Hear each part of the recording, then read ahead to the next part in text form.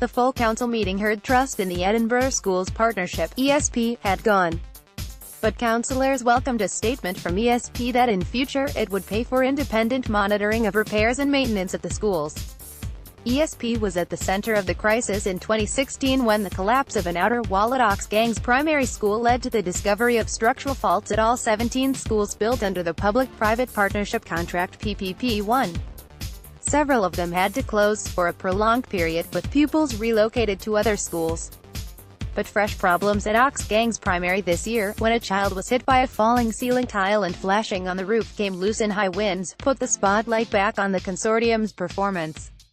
ESP failed to attend a meeting with parents at the school on Wednesday evening, despite a letter from Council Chief Executive Andrew Kerr warning them the refusal was not acceptable. Labour councillor Scott Arthur, who was at the meeting, said parents were angry that ESP had not turned up.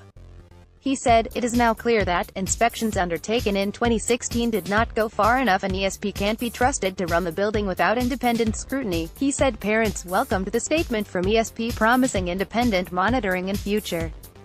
The statement said, "This monitoring will be undertaken by an independent party and the council will be invited to comment on the scope of this arrangement in advance. This regime will be over and above the contractual requirements and will be put in place as soon as practicable. The intended purpose is to provide reassurance to the pupils, parents and staff occupying the schools. The cost of any enhanced monitoring will not be passed to the council." Subcontractors Amy did attend the meeting and CLLR Arthur said they had apologized for failures and promised more transparency over repairs and maintenance work.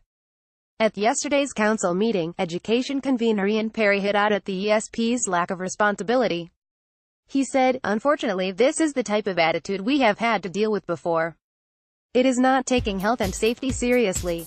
It has taken our motion at this council to force them to address that issue." Tory Jason Rust labelled ESP's failure to turn up at the meeting with parents a complete PR disaster.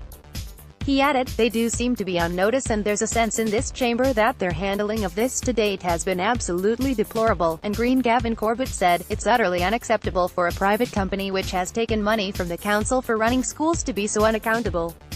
The council will need to be much more hands-on in checking and double-checking inspections."